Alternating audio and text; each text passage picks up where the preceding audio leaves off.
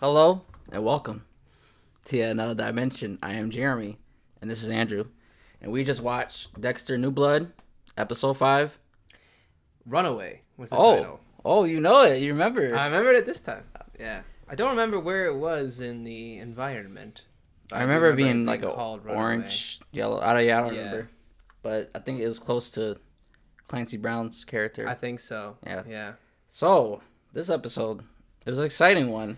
It was this one. You see, where it's been a little bit slow at times. Mm-hmm. This episode really ramped up the pacing. I actually feel like, if I'm being honest, it was a little too fast. Too fast, too much going on. Think about all the shit that happened this episode. Yeah, let's go through it. Okay, so overall, Spoilers. So We're gonna get overall, into dude, spoilers. what you think about this episode? Before we get into spoilers. Okay, so there's a lot of cool stuff that happens in this episode. I liked it. Stuff. Yeah.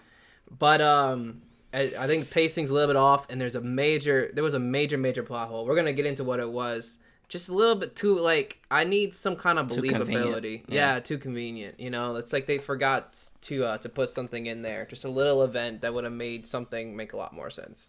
Yeah, I mentioned that And, before. I just need that one phone call. Yeah, just one thing, That man. one phone call to make it just like, okay. But like in Dexter, like the original series, he gets away with a lot of stuff. Like He gets it's away close with call. it, but it makes sense. Yeah. You know, it's like most and of the time. They tried to do that again this time, and just it was too much. Like it was too much for me to believe that he got away with that. You know. Okay.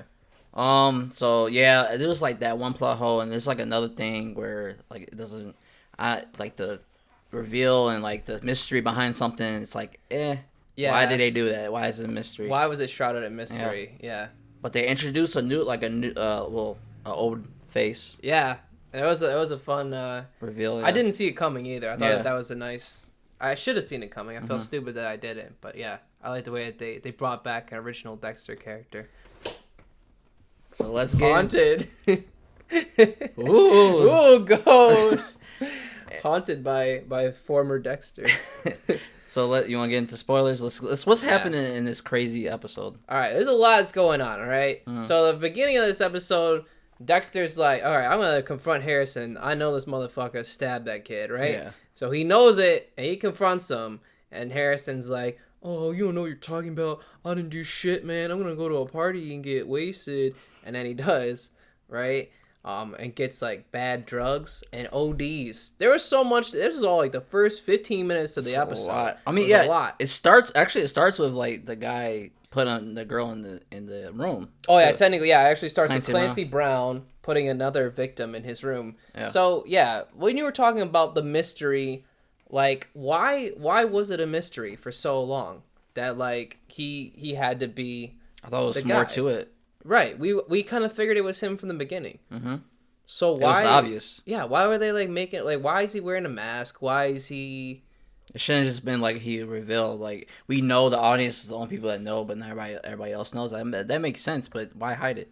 Yeah, I don't get it. There's no mystery to it. There was no mystery to it. It's like that was my prime suspect all along, unless they were trying to misdirect us, you know? So I feel like it's just bad writing, and I'm starting to see some of the bad writing, Seeing the cracks. seeing the cracks this episode, you know? Yeah. I was giving it the benefit of a doubt, you know, at the beginning of the season, but it's starting to fall apart. I really hope that it mostly holds up by the end of the season, but yeah, that was one of the worst parts of the episode for me, was that like the whole sequence with him. I guess we did learn a little bit about his process, which is better. Yeah, I like that. But okay. So let's go back to the Harrison, like at the party. So he gets invited. He to ODs, pretty bad, and starts to kind of drift off and tell Audrey, Angela's adopted daughter, that like, oh, Dexter's not, or Jim Lindsay's not his real name. Yeah, so he reveals that to her. Oh man, and well, like first of all, let's talk about like this drug sequence. What you think of it? I liked how like disorientating it was. Yeah, I like when in like movies, TV shows, when they do those sequences, because they're usually like it's how you feel. You know, like I mean, I've never taken ecstasy. I never taken ecstasy like either, but I feel like I have when I watch it. You know. Oh yeah, like, comment down below if you've taken ecstasy. Don't just let us know what the experience might be. Maybe we shouldn't invite that. But yeah, we It was weird though when the girl asked him to carve H. I don't know. I know, like, ecstasy, you get, like, really, really stupid. I don't know. I do know that. I might ask one of my friends that I know. Not that he ever taken drugs like that. See if we're people drug-free zone, man. Dare. Yeah, man. The only drug I take is caffeine. Coffee. Yeah. Yeah, but she asked him, "Oh, can you carve your initial in me with a knife?" And he's actually doing it. Was pretty extreme. I was like, "Whoa!" But anyways, let's get back to like what's going on. Yeah, so he ODs. Dexter comes to pick him up at the hospital and is like asking a bunch of questions, and he's like, "All right, you're not going anywhere unless it's therapy or to school or home." And Harrison's like, "You're so unfair. You don't even understand, bro. You don't even get me." Teenagers love, man. I mean, teenage love. Teenage tough love. Yeah. Tough love. Yeah. So that was kind of the end of Harrison's arc for a while there in the episode, and then things shifted more to like Dexter. What's he gonna do about it? He does eventually find out a little bit about the drug dealer, and he tries to go track him down. The cops show. No, this was insane. So he meets this guy Miles, who's dealing out the drugs, bad drugs, because the cop Logan was kind of telling him about it, and then when he goes and finds him, he starts to inject him and like go back to his old ways of like killing. And the cops pull up right then and there. As he's injecting him. And I thought the way that he kind of like got out of it, that made sense to me because he knows all the cops, right? So when the cop pulls up and he starts beating this guy's ass, they know why. Makes sense. It did make sense. I was fine with that. Yeah. That was a good way of him to get out of it. He had to think on his feet. Now, further along in the episode, they find out there's another guy who was giving this dealer the bad drugs. The distributor, right? The maker of it. The maker of the drugs. So Dexter goes to find him, right, at his address, and he sees the cop sitting outside. Yeah, and Logan. This is after he's already got him like his kill room set up and everything ready. He's ready to kill this guy, and he sees the Officer Logan outside. This is where things started to get fucked for me, right? Because for me too. Yes, because literally 10 seconds later in the episode, Logan the drug dealer. He's like, incapacitated. Dexter makes it look like it's a drug overdose. That's how he kills him. He puts his own drugs into the guy's nose. The time that it would take to do all that when the cop is outside and Dexter somehow got out of the house. They didn't show any of this. They just showed him putting the drug in his nose, and the next scene the cops come in ramming in with the SWAT team, and he's fully clothed. He was naked, mind you. Yeah. The killer. He was set up for the kill. Like, wrapped in plastic, all that shit. It would take at least an hour. At least. Or, like, 45 minutes. But the cop doesn't see any of it? Where'd he go? How'd he escape? Why is the cop posted outside this guy's house if he's not looking at the house, waiting for something? That's like this episode is like the first bad writing. I still like the episode, like what's going on. But like those is like, that you can't get away with that. No, and it's way too convenient. And we said like he's just like a superhero. Like he can just do anything he wants, right? Yeah, you can just disappear apparently. Yeah. But go ahead. All we needed, right, was like a phone call for him to call this cop and be like, "Oh, I see something down the street. Like he's good with all the cops. I just need something." I believe that already, it makes right? sense because he's cool with them. Like they have like a connection where he's. Logan was like really hard on the first drug dealer, Miles. Yeah, like, he cares for Harrison. Right. So he's like, Dexter could have called him and be like, "Man, something suspicious going on. Yeah. Like, can you check this out?" I was like, "Yeah, I'll do it." Yeah, just something to get him away from the house, and it would have made a little more sense to give Dexter time to clean up his kill room and get out of there. Yeah. They don't show any of that. You didn't even have to really show it that much. No, they don't. I would believe it then. I don't believe it then. Because he's literally outside. Where's the SWAT team doing? Yeah, where did the SWAT team come from? They didn't show them pull up. They didn't show Dexter get out. It's really, really lazy. How do you write that and not just like realize this is the first really bad point in this. It was. It really seemed like a rush job writing. Yeah. Honestly, it did. So took that me was out of it a lot. It did. Yeah. We were talking about it the rest of the episode. And then the rest of the episode was mostly about like Angela and Molly, the podcaster. They go to this like police conference in Manhattan, and this was a really cool moment because we saw Angel. Oh, that's how Angel from Batista, from Miami. His fedora and everything. Yeah, he's back, which is a really cool reveal. I like that a lot. See, I liked Batista from this original series. I did too. He was a likable character. I like that they incorporated him in a way that I thought made sense. It wasn't too like he doesn't just show up. Yeah, you know, it's like I just wanted the vacation out in Iron Lake, New York. Yeah, like fuck out here. No, it made a lot of sense. And then, but there's an interesting moment where he talks to Angela about a case because she's looking, oh, I got all these missing girls. I don't see a connection or whatever. And he's kind of like talking about how they solved some murders with Trinity. Mm-hmm. And then talks about Deborah. Of course. And then talks about Morgan. Yeah. How they caught him or whatever. Like and it brings up his son who's named Harrison. And you know what? I actually believe that this would spark a thing because who names their kid Harrison? Nobody. No one. Do you know Harrison? No one's named Harrison. I know last name Harrison, but first name though. It's too suspicious. Yeah. So this kind of makes Angela do the meme face where she's like calculating stuff. Yeah, like carry the 2. Yeah. Yeah. Divide by 5. Yeah. Yeah. She starts to piece together the equation that something's off. But then it really hits home. Yes. When she comes home, talks to Audrey, and Audrey's like, "Oh, Harrison said this thing that apparently Jim's not his real name." There's a lot going on in this episode. Yes. It's like a little too 3 much. or 4 plots going on. Yeah, and we didn't even talk about the killing that happened in this episode. Yeah, we'll get to that. Yeah. So anyway, that's kind of how the episode ends with Angela figuring it out essentially because she goes and looks up Dexter and prints out a picture of him. So she knows by the end of this episode that he was Dexter Morgan. No, I'm glad she's not either because if she didn't get it after this episode, I would have been so. But you know what? She might still be like. She could be an idiot. Well, why did this happen? Why did you do this, Jim? We'll see. Yeah, she might still be an idiot, and I hope they don't make her like that stupid. Like I don't want her to be stupid. I mean, gullible police chief.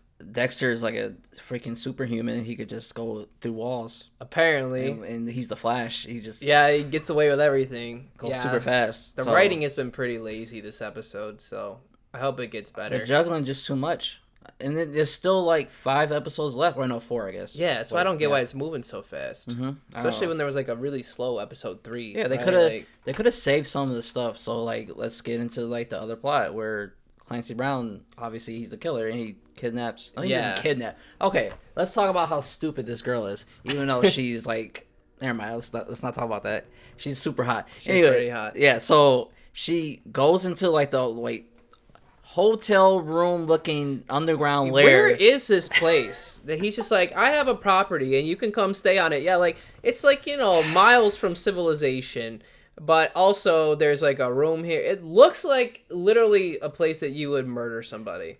And girls are so careful about being like kidnapped. Yeah, stranger danger, sex trafficking. Why would, especially, and this is not like a show where they pretend that that's not a thing, because there's a whole podcast dedicated to it that Harrison listens to. Like, it's just too. It's too convenient. Yeah, too contrived. I don't like it. That this girl would be this stupid. But she grows a brain, though, eventually. Yeah, well, after she's locked in there. Oh, yeah, So she knows there's no doorknob.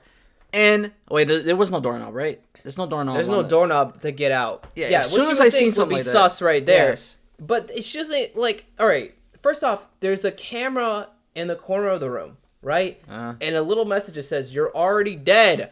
In red.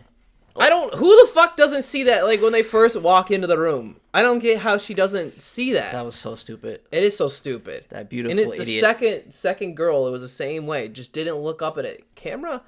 Are they trying to tell us that just young girls are that stupid? I don't believe young girls that are desperate are stupid, I guess. I don't believe that, man. It's too much. She did kind of question it. It's like, what do you want from me? Like, when she first got there. Yeah. So I guess that's like, oh yeah, that's her trying to be like, oh, inquisitive, like what's going on?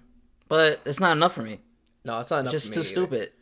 Yeah. Even as a guy, I'd be like, I'm not doing that. No. I'll be okay out in the streets, okay? And I wouldn't be in a frozen. Never mind. Let's not get too deep in the weeds. It was stupid. It didn't make sense. And then anyway, eventually she sees the thing. You're already dead, and it's like, oh, maybe I wonder. This is dangerous. Ooh. And then so she does get smart. She breaks off a piece of the mirror that was in the bathroom, hides under a pillow, and try to seduce him. She tries to seduce him. He's like, no, I don't. Then we learn a little about why he's doing this, which is weird. I like it because it's weird. It's like, I like it too. I always want to know, like, a serial killer's, like, logic and why they like to do stuff. So Clancy Brown didn't want to see her tits, but we did. And we saw him. So, oh man, it was really weird, right? He's like, no, I don't want that. I don't want to see your tits. It's not how it's supposed to go. Yeah, and he doesn't like that. Yeah. Then after that, eventually, he's like, all right, you're free to go, and wants to chase her through the field like he did the other guy. Yeah, he wants to hunt her. Yeah. Yeah, so he needs it to be that way, I guess. Like he was going insane. He was like, ah. Yeah, because then the girl doesn't do it. She doesn't run in the field. Then she tries to stab him Then he only gets like cut on the face, brings her out into the field, says, all right, run, go. Like, I want to shoot you with this rifle. Yeah, please, it doesn't work that way. Please just die the right way. Yeah, he sounds like a kid, you know? And then she runs at him and he shoots her in the face. And damn, there's a lot that happened this episode. Yeah, and there's more. There's more because, so yeah, he kills her like that, but he doesn't like it that way. Yeah, he's all upset that he didn't get to kill her the way he wanted to. And you know what? It's kind of parallel to what happened with Dexter, too, because he didn't get to kill the guy the way he wanted to. I didn't even think about that till now. So it's like the perfect kill for them. It's like, it's not right. They have to do it a certain way and follow the ritual, or else it's just not. It's just like, regular killing. Like, ugh, who wants to do that anyways? Yeah. And then, okay, so he sees Harrison. How does he get in contact? Well, Clancy Brown gets in contact with Harrison. I think he just sees him because Harrison's like walking around, I think after going to therapy or whatever, and he just sees him on the street and like picks him up, takes him to the diner, and talks to him for a little bit. Gives him advice. Yeah, so now I'm wondering, what is this thing with Clancy Brown? Does he need to hunt girls? Is it only girls? Or would he hunt Harrison too? Is Harrison... It might be. I don't know his serial killer logic yet entirely, so we don't know. I think it might be just young, like, people, I guess. It might be younger adults or teenagers. Yeah, because he does kind of like bring him to the diner and talk to him. I can't tell if it was that or if it was more like he was trying to fulfill something he didn't have with his son Matt, who was kind of insane. And so it could have been just that. The fatherhood and father figure is a big theme in this series. Oh yeah. Yeah. So I like his character, Clancy Brown's character, but like the setup where him being revealed as the killer, I don't like. No, it didn't work. Kind of messed. Like they didn't have to do that. They could have just had him be revealed and like he's out and like we know it as an audience, but nobody else knows. I like this. It works that way. Yeah, it does. Like I don't know why you build the mystery to reveal it in the most anticlimactic way. It's just a waste of time. Yeah. Don't waste my time. Short time. Anyways, so yeah, you're talking about fatherhood. So there's like conflict between Harrison and Dexter. Did we talk about that at all? Really? Yeah, I mean, we talked about it a little bit at the beginning of the episode, but essentially, like, Dexter's conflicted. He thinks, well, maybe I should reach out to him and kind of, like, teach him what I know because I see myself in him and that sort of thing. I don't want him to be lonely like I was as a serial killer, which, I mean, that's kind of what we theorized would happen this whole time. Yeah. So that makes sense to me. That happens. Yeah. But Harrison's still kind of denying his violent urges, and Dexter hasn't really come out to him yet and been like, hey, I'm a serial killer. Me too, bruh. Same. And I really thought that would happen this episode. I think it's gonna happen next episode. It's got to, man. Because Angela's getting closer to the truth. Yeah. And his secret's gonna be revealed next episode. Well, part of it. Yeah, they just know he's Dexter, and he faked his death. They still don't know why. Yeah, he's gonna make up something, but they're getting closer. So I have a feeling. And Batista's there now. But is he there now? Is he with them? Oh, I think he just kind of gave. I think he was just kind of there to give Angela. I think he's gonna show up again. You think he's gonna show up again? Yeah. I think so too. It's not a waste of a cameo. No, it makes sense, but I feel like he should come. I was thinking he might. I was thinking she might be like, "Oh, I need help solving this case." Yes. I love you. No. Yeah, I had a feeling she might call on him to come back and help solve the case of the missing girls. But we'll see. Yeah. But yeah, I definitely think where do they go from there if she knows he's Dexter? I think she's just gonna be like, hey, why'd you fake your death? Yeah. It's like, that's weird. Yeah. And she's not gonna, I don't think she's gonna tell any other cops or anything. Because she loves him. Yeah, and then she's gonna die. And she'll be the only one who knows the information. Dexter's gonna get away again. See, I needed see more romance between them. Like her. I don't believe that she loves him. They've been so separate. I don't like They have been pretty separate this whole time. So if she hides it because she loves him, or like she'll let it go because she loves him, I don't believe it. I've seen them kiss like once in this show. Yeah, they were having sex in the car the first episode. They were just showing them like, oh, they're a couple. That was just establishing their relationship. Yeah. I don't feel it. Like, she never really calls him and like, oh, I love you. She cares more about the case. And Aubrey, she did say like she's a workaholic. Yeah. So it does make sense, but I don't know. It's just I don't believe the romance. I don't believe that she loves. I know obviously Dexter don't care about her really. He doesn't care anything about her. I understand. Yeah, he's a killer. That's like his thing. Yeah, he has to hide in plain sight. Yeah, and it's weighing on him. So hopefully they don't mess it up even more like they did in this episode, because they messing up kind of.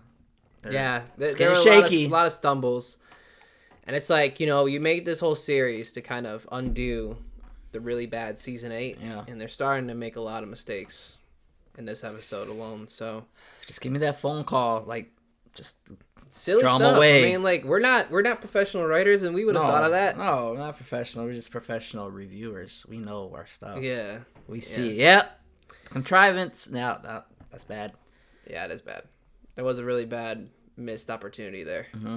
It would have been easy, you know, or just slow down the pace of this season. Like, why do you need to cram so much into this episode? Yeah, events. Like, get it right. There's a lot to happen, right? Yeah, it's like I was trying to think. Yeah, it's jarring. Did we cover everything? I think so, but there's a lot that happened. It was really, really fast paced. Like, you know, within 10 minutes, like a story arc. I don't like that. See, you know me, I don't like stuff. Yeah, I don't like rush storytelling at all, especially with this series where it's been slow burn for the most part. Like the first episode was slow, you know, and then a lot more happened in episode 2, but like episode 3 was slow, super slow, super slow. Nothing really happened. Nothing happened at all except they set up the shooter guy. You know, episode 4 was a little bit more action. You know, I thought that was good pacing, and then now it's like insane. Now everything is like, it's kind of like Game of Thrones season 8. Yeah, which is pacing hell 101. Yeah. All right, man. Well, hopefully they get better in episode 6, and we'll see you next time. Comment, subscribe, and until then, I'll see you. Don't do it. And the next time I mention, I won't do it. Thank God. Thank God. Oh, you do it too. Wolf out of 10?